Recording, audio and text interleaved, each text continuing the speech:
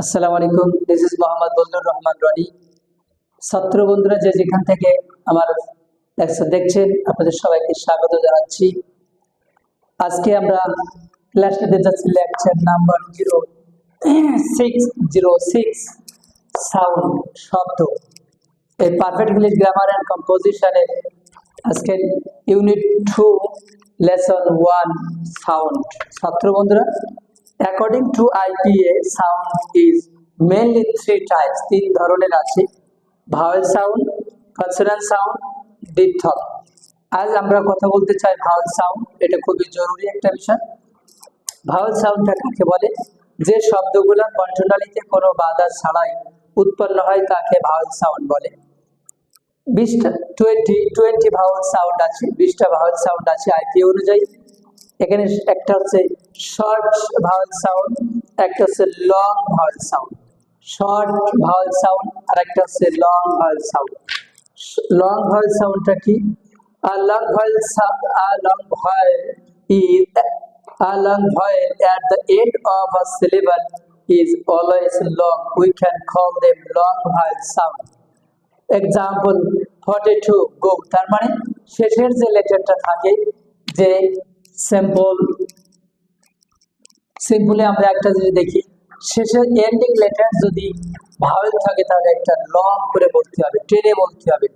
গো, গো। তাহলে এখানে গো বললে হবে না, কারণ টেনে বলতে হবে, গো বলতে হবে।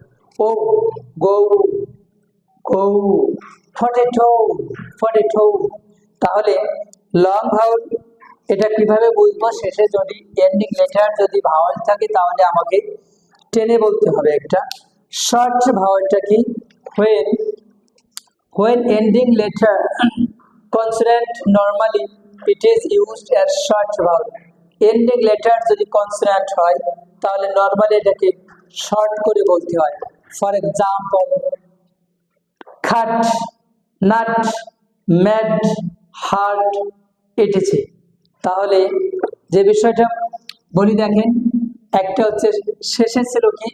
ভাওয়েল ছিল, এটা আমাকে টেনে বলতে হবে, গো, গো। তাহলে যদি এন্ডিং লেটার যদি ভাওয়েল থাকে তাহলে আপনাকে লং করে বলতে হবে, গো।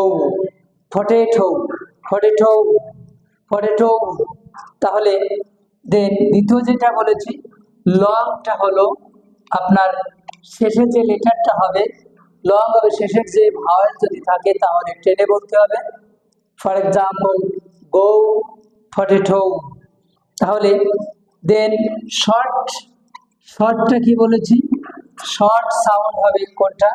যেটা হলো এন্ডিং লেটার কনসোনেন্ট হবে। খাট, হাট, নাট। তাহলে খাট, এখানে ঠি আছে, এখানেও ঠি আছে, এখানে ঠি আছে।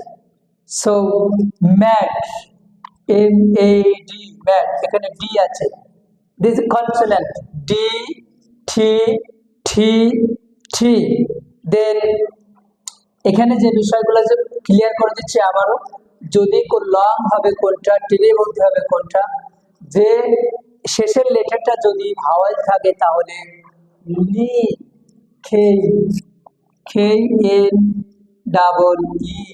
নি, হাঁটু, নি। এখানে কিন্তু টেনে বলতে হবে, কারণ শেষে আছে কি? ভাওয়েল আছে, তাহলে এটা টেনে বলতে হবে, নি। এটা হচ্ছে লং সাউন্ড। আর শর্ট হবে কোনটা? শেষে যদি কনসোনেন্ট থাকে, এন্ডিং লেটার যদি কনসোনেন্ট থাকে তাহলে শর্ট করে বলতে হবে, আপনি টেনে বলতে পারবেন না। For example, mat, mat, mat, খাট, খাট, এই ঠি, হাট, কুড়ে ঘর যেটা আছে, হাট। ওকে, দেন নাট, বাদাম। এখানে যে ঠি আছে, ঠি, হাট, খাট, ম্যাট। ছাত্র বন্ধুরা, আজকে আমরা যেটা শিখলাম সেটা হচ্ছে লং সাউন্ড এবং শর্ট সাউন্ড শিখলাম। আমাদের অনেক লেকচার দেখে আমরা বুঝতে পারি না উচ্চারণগুলো কিভাবে হচ্ছে। আমরা বলে রাখি, সেটা হচ্ছে সাউন্ড দিয়ে, সাউন্ডটা যদি শেষে যদি কনসোনেন্ট হয় তাহলে শর্ট হবে, শেষে কোনো ওয়ার্ডের শেষে যদি ভাওয়েল থাকে তাহলে লং হবে। ধন্যবাদ বন্ধুরা। আশা করি আপনারা বুঝতে পেরেছেন। যদি না বুঝেন কমেন্ট করে জানাবেন, আমরা পরে আবার ক্লাসটা রিপিট করবো ইনশাল্লাহ। ভিডিওটা বারবার দেখলে আরো ক্লিয়ার হয়ে যাবে আপনারা। আর নতুন ভিডিও পাওয়ার জন্য আপনারা সাবস্ক্রাইব করে রাখবেন। আশা করি আপনারা ভালো থাকবেন এবং উপকৃত হবেন। ধন্যবাদ সবাইকে। আসসালামু আলাইকুম রহমতুল্লাহি ওয়া বারাকাতুহু।